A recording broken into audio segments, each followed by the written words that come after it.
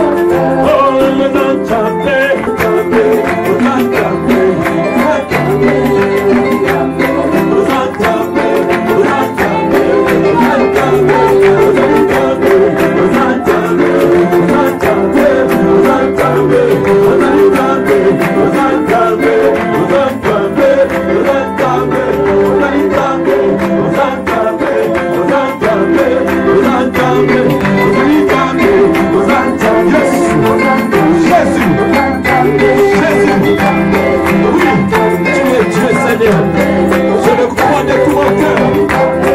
Je le crois, Seigneur. Encore le croit. Encore de nous.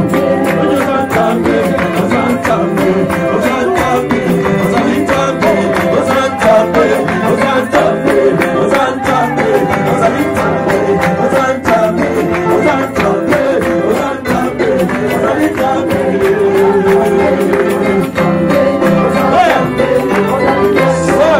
nous élève ta voix maintenant pour dire Seigneur, tu es Dieu, Jésus-Christ. Nous venons témoigner ce matin que tu es Seigneur, au-dessus de toutes choses. Avant toi, il n'y avait pas de Dieu. Après toi, il n'y en aura pas. C'est toi le Dieu véritable. Tu es le Christ. Tu es roi. Tu ne changes pas. Remplis la salle de ta présence. Seigneur, même au fond de la salle là-bas, puisses-tu balayer l'auditoire pour sortir ce qui n'est pas de toi, Père.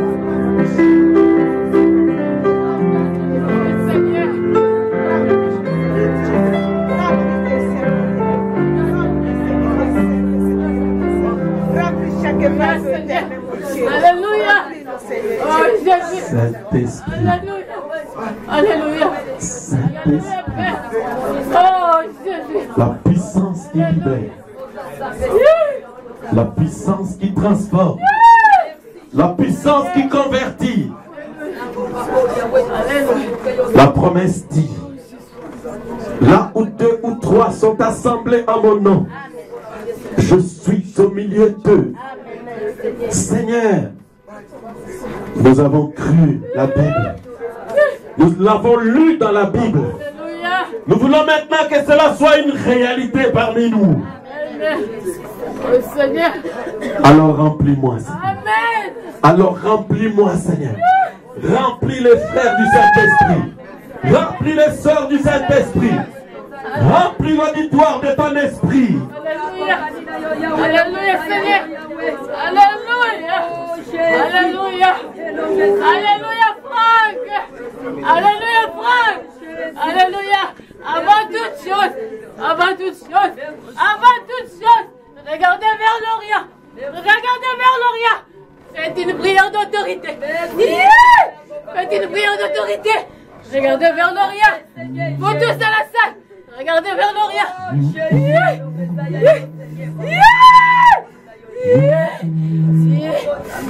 Oui. On va regarder vers la fenêtre, on va prier. Alléluia. Alléluia, Seigneur. Dieu Tout-Puissant, au nom de Jésus-Christ, je prends l'autorité. Je possède cette partie de la ville. Alléluia. Au nom de Jésus-Christ, je prends le contrôle. Je prends le contrôle, Seigneur. Alléluia. Je brise toutes les oppositions.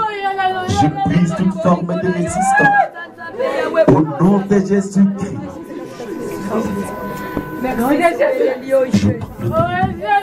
Saint-Esprit, contrôle maintenant, Seigneur, la partie orientale de la ville pour te rendre maître de toutes les puissances, de l'occultisme, du monde des ténèbres, au nom de Jésus-Christ.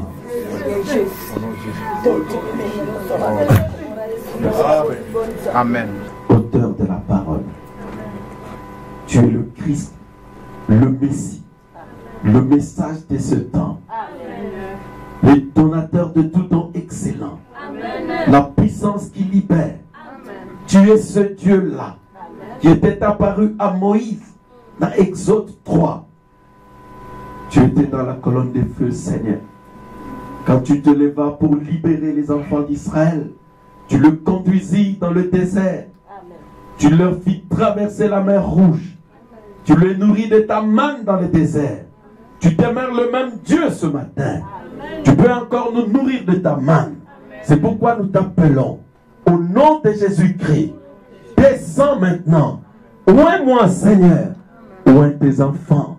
Donne-leur l'entendement spirituel pour qu'ils puissent comprendre quelque chose de ta parole. Bénis-les, Seigneur. Bénis tes enfants. Au nom de Jésus-Christ, nous avons ainsi prié. Amen. Amen. Prenons la Bible.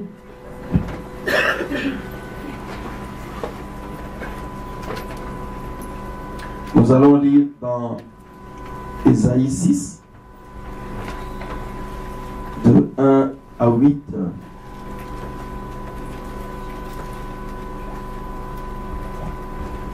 Donc, c'est pour une petite exhortation, et on va terminer.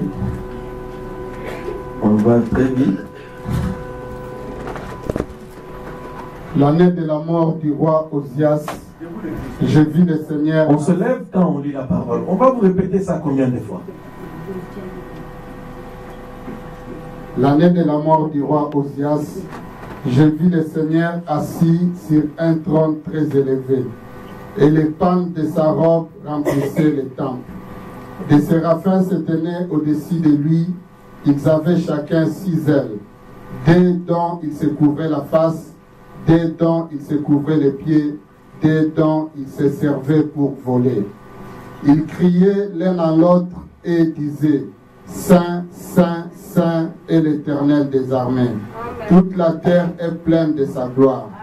Les portes furent ébranlées dans leur fondement par la voix qui retentissait, et la maison s'est remplie de fumée. Alors j'ai dit: malheur à moi, je suis perdu, car je suis un homme dont les lèvres sont impures. J'habite au milieu d'un peuple dont les lèvres sont impures, et mes yeux ont vu le roi, l'Éternel des armées. Mais l'un des séraphins vola vers moi, tenant à la main une pierre ardente qu'il avait prise sur l'autel avec des pincettes. Et il en toucha ma bouche et dit: ceci a touché tes lèvres, ton iniquité est enlevée et ton péché est expié.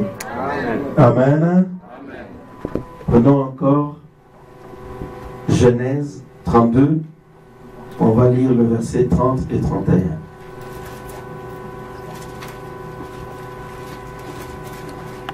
« 30, 31.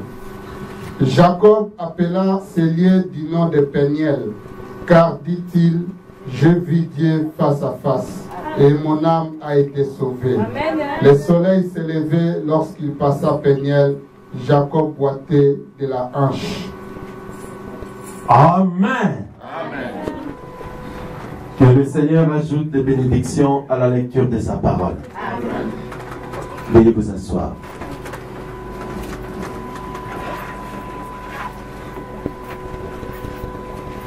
Je vous salue encore dans le nom précieux de notre Seigneur Jésus-Christ. Amen. Aujourd'hui, j'aimerais exhorter l'Église et ceux qui vont prendre leur baptême sur un petit sujet que j'avais un tout petit peu expliqué le vendredi, dans sa présence. Un sermon prêché par le prophète William Branham, mais moi j'ai tiré tout juste une petite exhortation.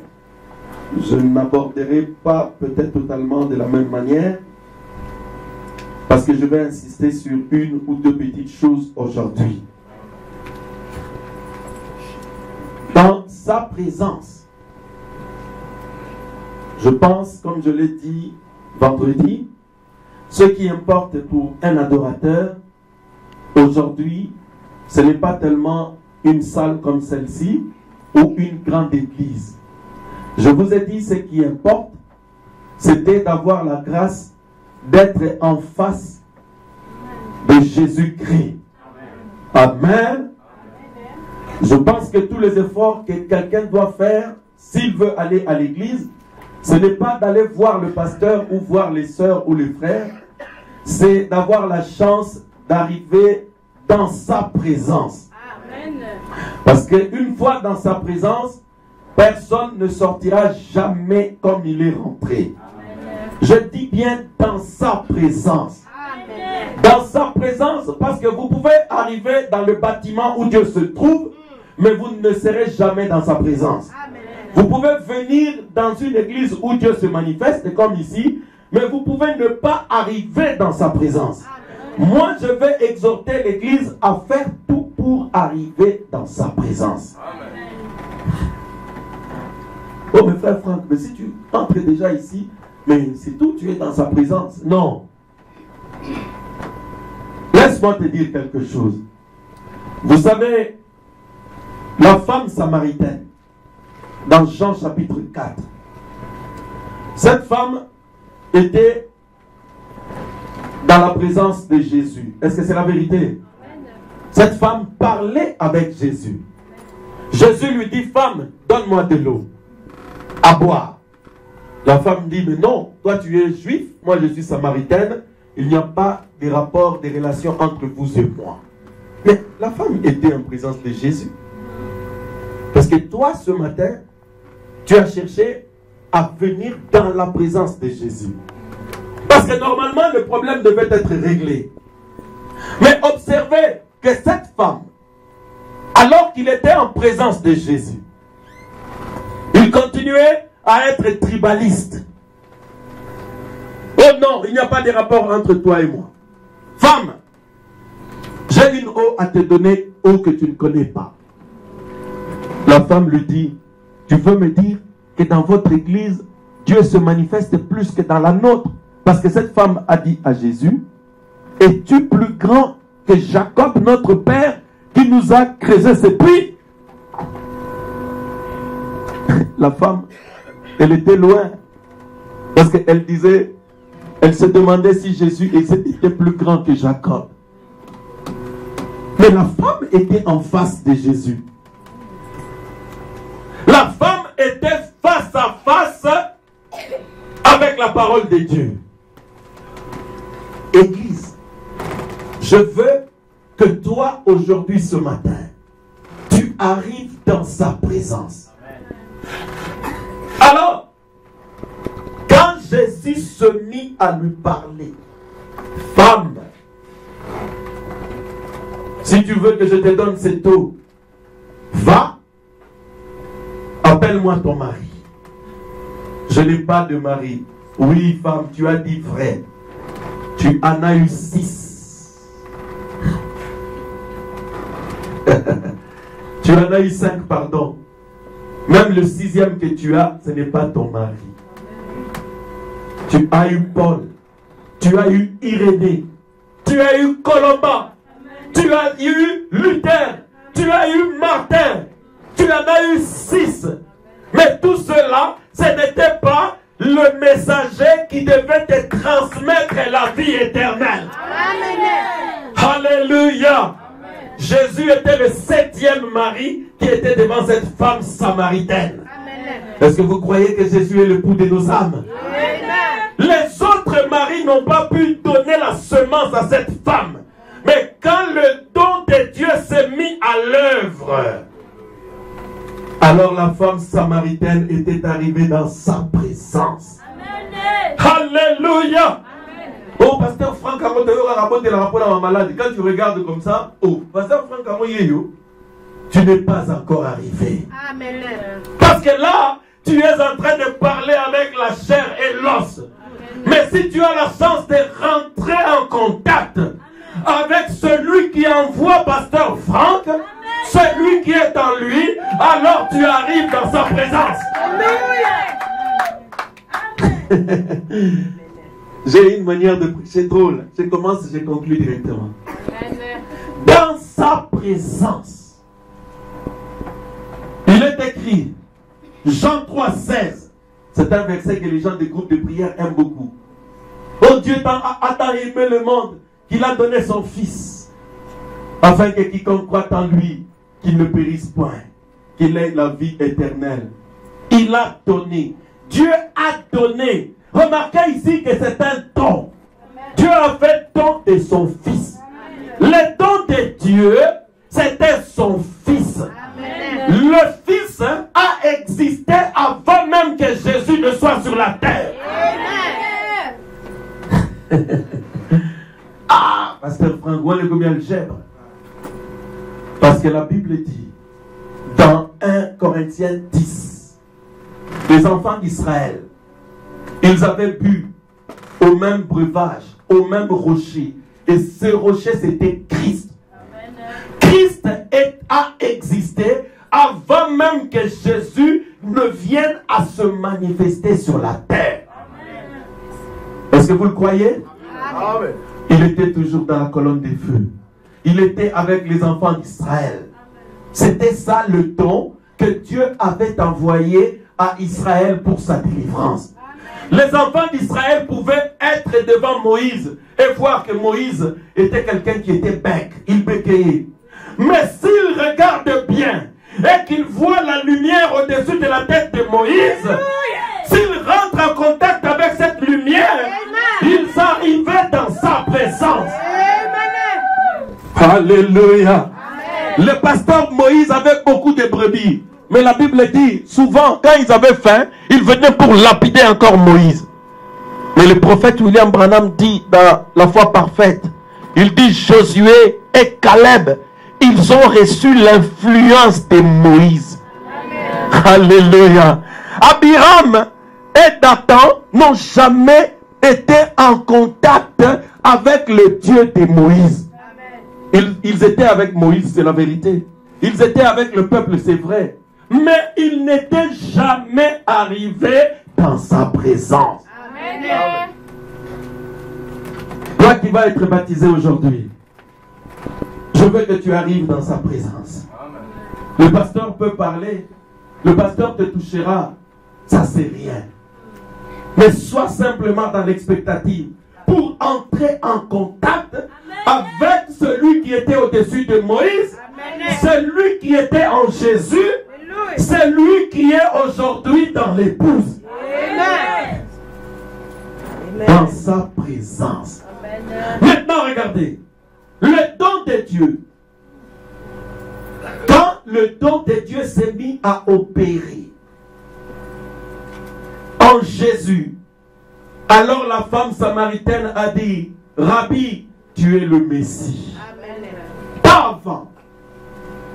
C'est par rapport au don qui était en Jésus, c'est par rapport au Fils qui était en lui, que la femme a pu reconnaître que celui-là, c'est le Messie. Amen. Je suis en train de te dire ça, mon frère, ma soeur, pour que tu saches que Dieu peut utiliser n'importe qui il veut. Amen.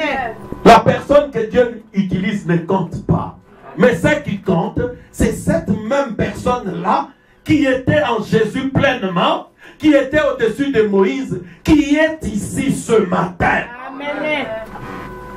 Parce qu'aujourd'hui, personne ne voit Jésus dans son corps. C'est la vérité, n'est-ce pas? Amen. Personne ne le voit. Et pourtant, Jésus est ici. Amen. Amen. Maintenant, si tu arrives à entrer en contact avec lui, tu ne sortiras pas d'ici comme tu es rentré. Amen. Ton problème devra trouver sa solution. Amen. Dans sa présence. Maintenant, regardez. Élie et l'offrande de farine, paragraphe 12. Et nous voyons ces choses se produire. Ainsi ce soir et tous les soirs, le Saint-Esprit essaye de vous amener la présence de sa personne ici et celle d'un homme. Un homme peut seulement s'humilier par un don, il peut se soumettre pour entrer dans un certain domaine de l'esprit qui pourra vous faire voir Dieu. Mais cela ne marchera jamais avant que vous-même ne le croyiez et ne l'acceptiez.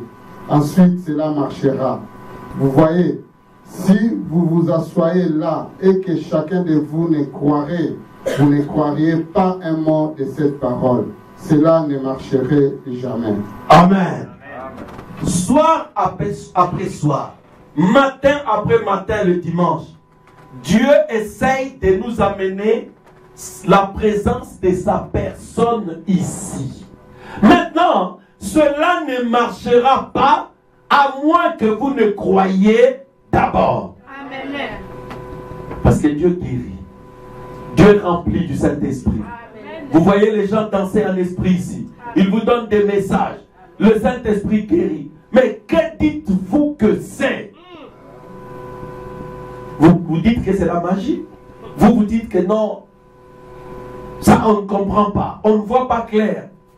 Alors le prophète dit ceci. Cela ne pourra jamais marcher avec toi. Mais si tu t'assieds là, tu dis, mais pourquoi est-ce qu'il danse en esprit? Mais pourquoi est-ce qu'il tombe? Hier, je méditais sur Acte 9. Le Acte 9, c'était l'apôtre Paul qui allait sur le chemin de Damas pour aller combattre les chrétiens. Quand le Saint-Esprit, quand Jésus crie dans la colonne de feu, c'est la personne dont je parle aujourd'hui.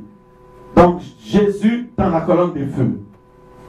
Quand il avait rencontré Paul, la Bible dit que l'apôtre Paul tomba par terre. Est-ce que c'est la vérité? Amen. Pourquoi aujourd'hui les gens s'étonnent quand la colonne de feu se manifeste et que les gens tombent? Ou que les gens sautent, ou que les gens crient. Église, les gens n'ont plus de visitation du Seigneur aujourd'hui. Les grands apôtres Paul, avec tout son savoir, quand le Saint-Esprit, quand la colonne de feu l'avait rencontré, il est tombé par terre. Et quand il s'est relevé, il s'appelait Saul. Quand il est tombé par terre, quand il s'est relevé, il ne s'appelait plus Saul. Il a pris le nom de Paul. Amen. Il avait même changé de nom. Saul, c'était un persécuteur des chrétiens. Mais Paul, c'est le grand apôtre qui nous a apporté l'évangile à nous les nations. Alléluia. Pourquoi? Parce qu'il est arrivé dans sa présence. Amen. Dans sa présence. Liste de la vallée. David dit dans Psaume 16:8, j'ai constamment l'Éternel devant ma face. Et dans Darby, on explique bien cette version parce qu'on écrit, je me propose constamment l'Éternel devant ma face. C'est ce que je vous ai dit en commençant le matin. David, c'était quelqu'un qui avait soif, qui se proposait toujours d'aller dans les temples pour être dans la présence du Seigneur. Toi aussi, tu peux te proposer, tu peux te battre, mon frère, ma soeur, tu peux tout faire pour être dans le temple. C'est là où tu as la chance de rentrer en contact avec le Seigneur. Oh, un peu de fatigue dans le mi. Oh, tout patient. Oh, je vais se faire. David, dans son palais, il avait soif de quitter sa maison pour aller dans la présence du Seigneur. Parce que David savait que dans la présence du Seigneur, il trouverait des solutions à ses problèmes. Amen. Je me suis proposé, dit la Bible. Vous devez vous proposer d'être dans sa présence. On ne peut pas vous supplier. Vous devez tout faire. Je vous ai prêché sur le sacrifice. Vous devez sacrifier votre sommeil, votre temps. Vous devez sacrifier quelque chose pour obtenir une bénédiction de la part du Seigneur. Alléluia. Amen. Liste de la vallée. David avait beaucoup de biens. C'était un roi. Il était très riche. Personne ici ne peut même approcher la richesse de David. Mais lisez le psaume 122. Je suis dans la joie, disait David, quand on me dit allons dans la maison de l'Éternel. Mais toi, tu es dans la joie quand on te dit d'aller où? Qu'est-ce qui fait ta joie? Standard. Aujourd'hui, il va gagner. Demain, il va avoir 7-0. Le lendemain, 2-1. Tu n'auras jamais la joie avec le Standard de Liège. Mais Jésus, c'est une équipe qu'on ne peut jamais battre dans cette vie. Alléluia. Dans sa présence. Église. David se proposait toujours. David devait mettre sa vie en ordre. David devait demander pardon. David devait arranger sa vie. David devait réparer même les histoires. Même quand il commettait les fautes, les péchés. Frère Branham dit que Dieu aimait David à cause de deux choses. Parce que le mot David signifie bien-aimé. Amen. David signifie bien-aimé de Dieu. David. Alors, Dieu aimait David, pourquoi? Frère Branham dit pour 2 raisons. Il dit, 1, chaque jour, David se posait la question, se demandait, qu'est-ce que je vais faire pour Dieu? Qu'est-ce que je vais faire pour la maison du Seigneur? Je vais faire quoi pour le temple, pour l'œuvre du Seigneur? Il faut que je construise, il faut que je fasse quelque chose. Chaque jour, David avait ce souci-là. Amen. Deuxième chose, le prophète dit, David, chaque fois qu'il était établi, qu'il a commis une faute ou un péché, même s'il était roi, David savait demander pardon. Amen. Il dit, Nathan, j'ai péché contre l'Éternel. Mes os se brisent au-dedans de moi. J'ai pris une femme qui n'était pas la mienne. Oh, je mérite la mort. Seigneur, pardonne-moi. Amen. C'est pourquoi Dieu l'aimait. Amen. Dieu aime quiconque a un cœur prêt à se repentir, Amen. à mettre sa vie en ordre.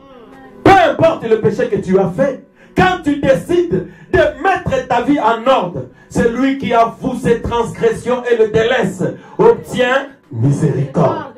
Proverbe 28, 13. Celui qui cache ses transgressions ne prospère pas. Amen. Celui qui les avoue et le délaisse obtient miséricorde. Amen. Pour arriver dans sa présence, on doit mettre sa vie en ordre. On doit se purifier. On doit se sanctifier. On doit se consacrer. C'est ce que l'Église de la vallée fait. Pour arriver dans sa présence. Parce que nous qui étions arrivés dans sa présence ce week-end, nous ne sortirons pas de la même manière que nous sommes rentrés ici. Amen. Alléluia. Qui croit qu'il a reçu quelque chose du Seigneur lors de ses retraites? Moi aussi j'ai reçu. Je ne serai plus le même pasteur franc. Des choses ont changé dans ma vie. Les choses ont changé dans ta vie, dans toi qui crois. Maintenant, Église, regardez. Nous parlons du roi Ésaïe, du prophète Ésaïe, parce que c'est ce qu'on avait lu. Ésaïe chapitre 6. Ésaïe, c'était un prophète. Remarquez que nous arrivons au chapitre 6. Il y a eu le chapitre 1er, 2, il a vu des visions, il a eu des prophéties, il a eu toutes ces choses-là. Mais au moment où David avait des visions, dans la prédication, dans sa présence, le prophète dit vers le paragraphe 25, David était un jeune prophète. Il voyait des visions, il avait des prophéties qu'il avait écrites avant le chapitre 6. David pouvait parler de ce qui arriverait. Ésaïe. Il voyait des visions, il donnait des prophéties, parce que au chapitre 1, il écrit. Il nous montre même comment on doit faire pour arriver dans la présence du Seigneur. Venons et plaidons, même si vos péchés sont rouges comme les cramoisis, tu les rendras blancs comme neige. Amen. Ésaïe 1, 17 et 18. Ésaïe voyait des visions, tout ça. Mais en ce moment-là, Ésaïe vivait dans le palais du roi. Il était un ami intime du roi Osias. Le roi Osias lui donnait des beaux vêtements et il mangeait des gros sangliers. Ésaïe était bien. Mais au chapitre 6, la Bible dit, le roi Osias mourut. Et quand le roi Osias mourut, Ésaïe devait être triste. Parce que c'était ce roi qui le protégeait. Parce que si vous ne le savez pas, Ésaïe, à la fin de sa vie, il avait été scié en deux. Les enfants d'Israël n'aimaient pas les prophètes. C'est pourquoi ne vous étonnez pas que les gens n'aiment pas les prophètes, même jusqu'aujourd'hui. Oh, vous vous dites qu'il y a un prophète. Oui, il y a un prophète. Non, moi je ne crois pas en lui. Oui, tu ne crois pas en lui comme ceux qui avaient tué les prophètes. Mais nous croyons dans ce prophète-là parce qu'il témoigne que Jésus-Christ est Dieu. Amen. Et il croit cette Bible de Genèse à Apocalypse. Amen. Le frère Branham croit toute la Bible. Il croit que Jésus-Christ est Seigneur. Il enseigne le baptême du Saint-Esprit. Il enseigne le baptême au nom du Seigneur Jésus-Christ. Il enseigne le retour du Seigneur Jésus-Christ. Donc c'est un véritable prophète. Confirmé par la colonne de feu. Maintenant regardez. Ésaïe avait perdu ses béquilles. Il s'appuyait sur le roi Osias. Donc les choses sur qui Ésaïe comptait étaient parties. Les rois qui le protégeaient étaient partis. Il était mort. En ce moment-là, Ésaïe dit, en cette année-là, il est allé dans le temple. Et c'était la première fois que Ésaïe était rentré dans la présence du Seigneur. Frère Branham dit qu'il avait eu des visions, il avait eu des prophéties, il avait eu tout ça. Mais il n'était jamais rentré dans la présence du Seigneur. Fils de la vallée, faites attention. Ne vous limitez pas aux prophéties, aux visions, aux prières pour les malades comme je le fais, à prêcher comme je le fais, à venir à l'église comme vous le faites. Mais vous devez arriver dans sa présence. Amen. Mais pasteur Franck, mais comment je vais savoir que je suis arrivé dans sa présence? Merci pour la question. Voilà la réponse. Le prophète de Malachie 4 dit, quand Ésaïe est arrivé dans la présence du Seigneur, il a vu le pan de sa robe, il a vu les anges, il était dans le temple. Il dit, malheur à moi, je dois mourir parce que mes yeux ont vu Dieu. Regardez, la personne qui donnait des prophéties, qui voyait des visions, qui était un bon monsieur, il était dans la cour du roi. Il déclare, j'habite au milieu d'un peuple qui aux lèvres impures, moi-même j'ai des lèvres impures. Frère Branham dit, dans sa présence, Ésaïe avait compris que lui aussi avait des lèvres impures. Même s'il est prédicateur comme moi, même s'il prie pour les malades comme moi, mais je reconnais que je suis un homme aux lèvres impures. Parce que je dis souvent, parfois n'importe quoi. Frère Branham dit, quand vous arrivez dans la présence du Seigneur, vous allez voir vos défauts. Amen. Liste de la vallée. Si tu ne vois jamais tes défauts, c'est que tu n'es jamais parvenu dans la présence du Seigneur. Alléluia. La vérité. Moi, je ne fais jamais de problème à personne. Je t'invite à venir dans sa présence. Amen. Frère, si tu arrives dans sa présence, tu vas te sentir petit. Dans la présence du Seigneur, même les priorités changent. Amen. Frère, vanité comme frère Stein le dit là. Et moi je dis, frère, Seigneur, quand je lis la Bible, dans ce monde avec Élie, Jean-Baptiste, il n'avait même pas de brosse à dents. Il arrive comme ça, il commence à presser l'onction. Parfois quand on brosse, on enlève l'onction. Alléluia. Donne des acclamations à Jésus.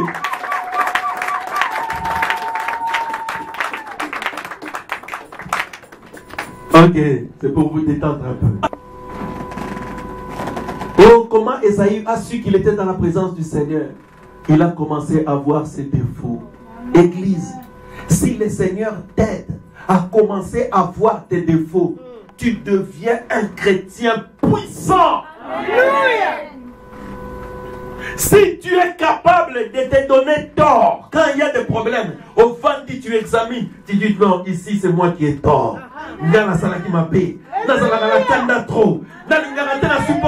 Qu'on parle contre moi. Qui je suis? On avait parlé contre Jésus. Est-ce que Jésus n'est pas Dieu? Pourquoi on ne doit pas m'insulter? Pourquoi on ne doit pas me critiquer? Amen. Amen, Seigneur. Quand tu arrives à voir ça et à l'accepter, alors tu deviens l'impuissant chrétien. Aimez-vous être dans sa présence? Frère, la Bible dit dans Proverbe, celui qui conquiert sa propre personne, son propre moi, est plus puissant que celui qui conquiert des villes. Amen. Hitler avait conquis beaucoup de pays, la Pologne, la Belgique, tout ça. Hitler n'a pas la puissance. Parce qu'il n'est pas arrivé à conquérir son propre égoïsme, son propre bizarrerie qui avait amené le monde entier en guerre pour rien. Vous êtes puissant quand vous arrivez à conquérir votre jalousie, votre égoïsme, les choses qui vous dérangent vous-même dans sa présence. Alléluia. Vous devenez puissant quand vous êtes en mesure de pardonner ceux qui vous font du mal. C'est ça la puissance.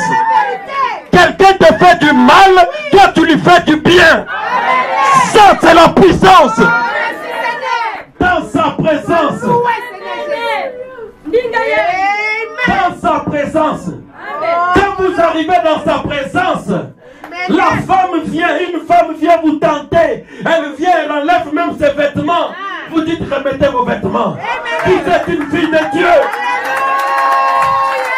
Vous êtes un puissant homme de Dieu. Vous êtes un puissant chrétien.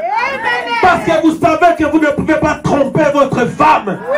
Vous ne pouvez pas abuser de la fille d'autrui, de la femme d'autrui. Alléluia. Aimez-vous sa présence.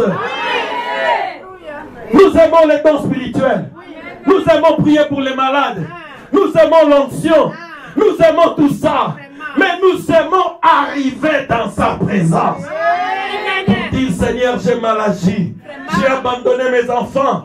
Je m'occupe des autres personnes. J'abandonne mes enfants. Je m'occupe des futilités. Je ne peux pas soutenir l'église. Dans sa présence. Alléluia. Le diable est surpris. Il avait vu mes notes, il pensait que j'allais partir dans ce sens-là. Il joue avec le Saint-Esprit. Nous, quand nous sommes rentrés ici, je regarde Pierre, je regarde Paul, je regarde même William Branham. J'ai dit, ah Seigneur, je suis le plus petit de tous ces prédicateurs. Seigneur, et ils aimaient, ils s'est consacrés à toi. Ils ne se souciaient pas tant de ces choses-là. Seigneur, aide-moi. Je suis un prédicateur soucieux parfois des choses inutiles. Dans sa présence. Fils de la vallée, nous devons arriver dans sa présence pour sentir comment nous sommes petits. La Bible dit, Jacob partit de là et il arriva à Péniel. Savez-vous que Jacob était à Gilgal? Il avait eu des expériences là-bas. Jacob était même à Bethel. À Bethel, dans Genèse 28, 13, Jacob avait vu une échelle. Les anges montaient et descendaient. Jacob avait vu le sommet du trône où se trouvait Dieu. Mais Jacob n'était pas encore changé.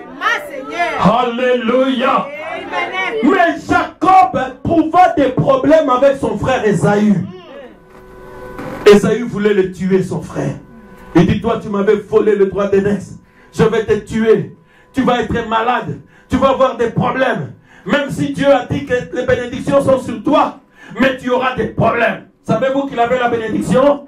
Amen. Nous avons la bénédiction, nous aussi. Alors, à cause de la bénédiction que Dieu nous donne, des problèmes nous suivent. Les gens veulent te tuer, ils t'en foutent, ils t'envoient des mauvais sorts. C'est parce que tu as reçu la bénédiction d'Abraham.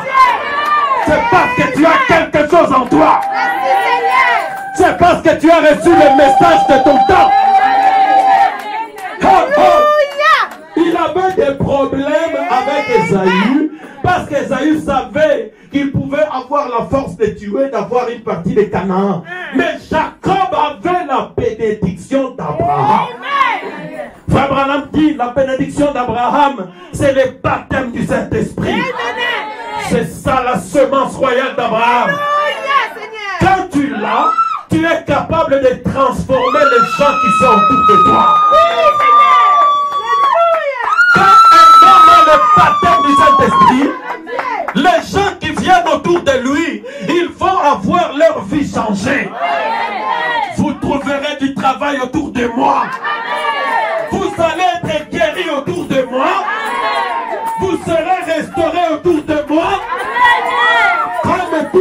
prospéré devant Joseph. Joseph avait la bénédiction d'Abraham.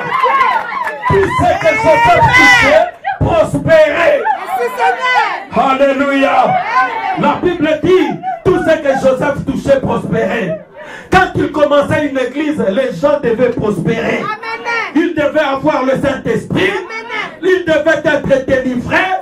Pourquoi? Parce que Joseph avait hérité de la bénédiction d'Abraham. Alléluia.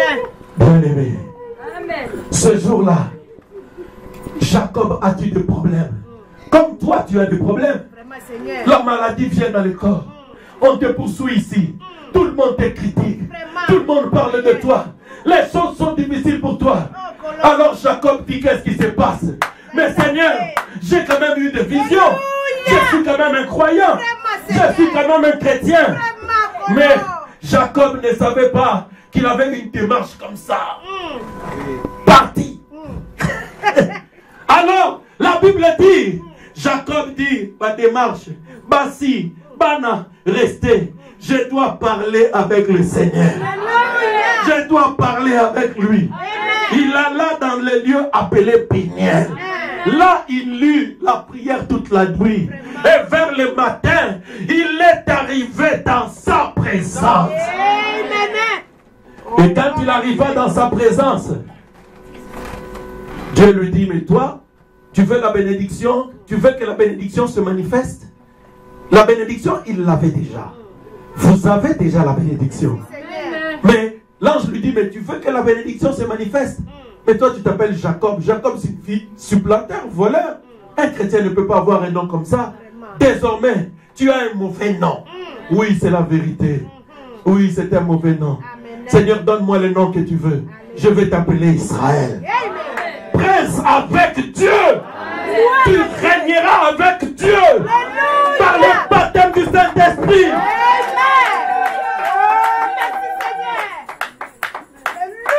Il a lutté avec Dieu. Et la Bible dit, l'ange toucha l'emboîture de son ange.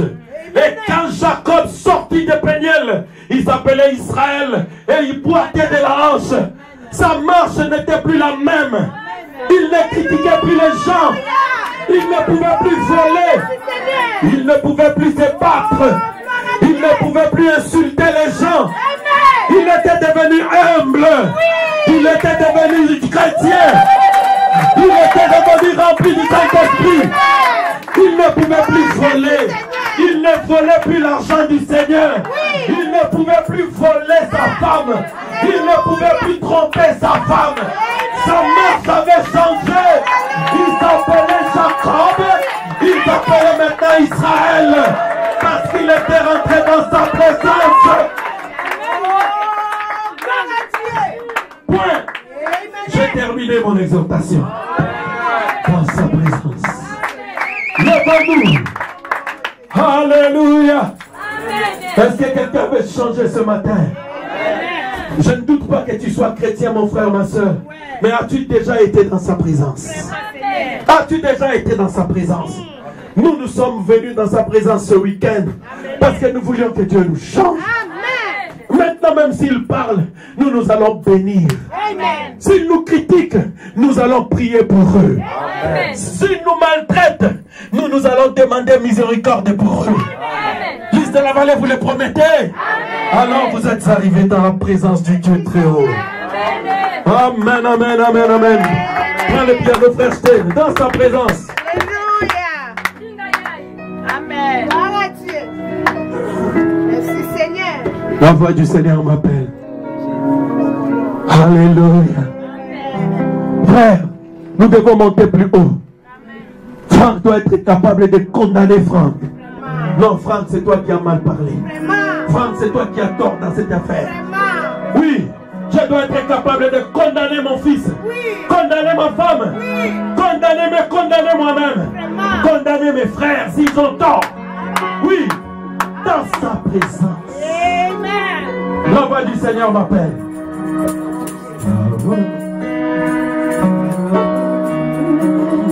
Seigneur m'appelle. Et viens sur moi.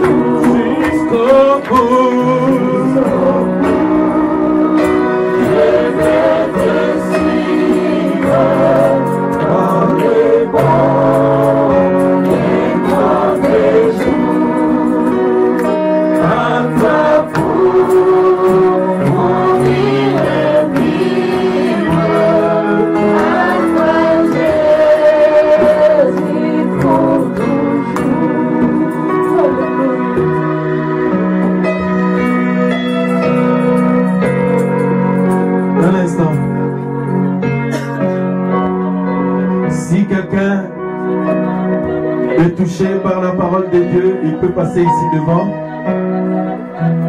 Si tu veux devenir ce chrétien-là qui arrive dans la présence du Seigneur, ce chrétien-là capable d'arriver dans sa présence. Si tu n'es jamais arrivé dans sa présence, tu peux avancer. Avance ici et j'appelle aussi ceux qui vont prendre leur baptême. On va prier pour eux.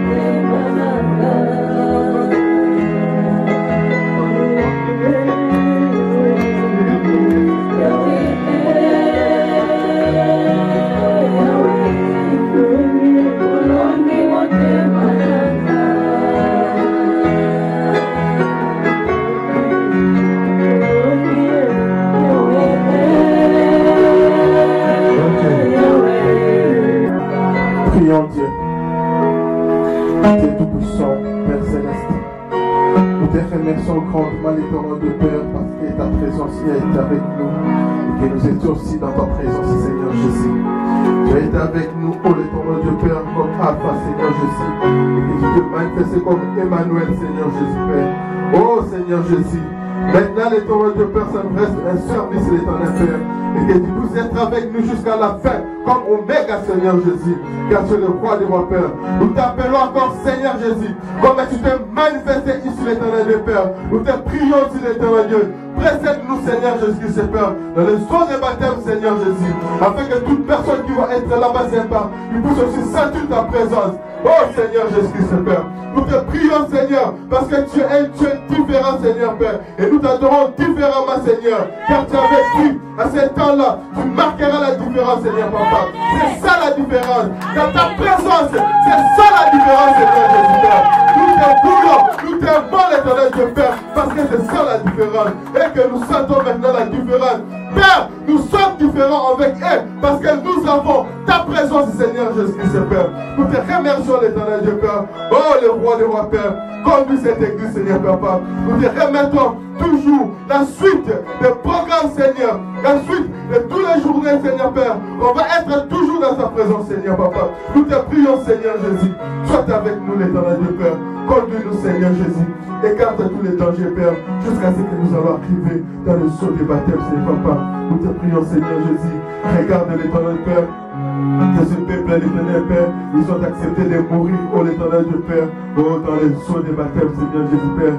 Il y a, oh l'éternel Dieu Père, la fête au ciel, Seigneur Jésus Père, car un seul pécheur se répand, Seigneur Jésus. Oh Seigneur Jésus Père. Oh Père Céleste, je vous en prie, Père, comme il y a la fête maintenant au ciel de l'éternel Papa, pense aussi, oh l'éternel Dieu Père, à chacun de nous qui a témoigné, oh l'éternel Dieu Père, à ces âmes et fous qui puissent te donner leurs âmes, Seigneur Papa. Pense à eux, réconforte encore, oh l'éternel Dieu Père, leur témoignage, afin qu'ils puissent toujours témoigner de toi, Seigneur Jésus Père. Écarte-les de toutes sortes de distractions, Seigneur, inutiles, Père, qui ne confessent pas ton nom, afin qu'ils puissent manifester toujours ton nom dans leur corps, Seigneur Jésus Père. Lorsqu'ils vont marcher, l'éternel Dieu Père, qu'ils puissent voir réellement que ça, c'est une fille, fils de Dieu, qui marche, l'éternel Père. Nous voulons, oh l'éternel Dieu Père, avoir ton nom, Seigneur Jésus-Christ, Père, afin que lorsqu'on va marcher sur la terre, que nous puissions être des Jésus. Seigneur Jésus, Papa, nous remettons encore, oh l'éternel Dieu Père, le service des offrandes et des dîmes entre les saintes mains, l'éternel Papa. Bénis, oh l'éternel Dieu, chaque poche, oh l'éternel Dieu Père, oh, qui t'a donné quelque chose, afin que la nourriture ne manque pas, oh l'éternel Dieu Père, dans ta maison. Père, pense, oh l'éternel Dieu Père, à toute personne aussi qui n'avait pas mis quelque chose, oh l'éternel Papa, afin que la fois prochaine, qu'il puisse mettre quelque chose dans ta maison, afin qu'il puisse accomplir toutes les Écritures, Seigneur. Nous te prions et que nous remettons la suite de la journée entre tes sept mains, dans les noms précis et glorieux de notre Seigneur Jésus-Christ. Amen.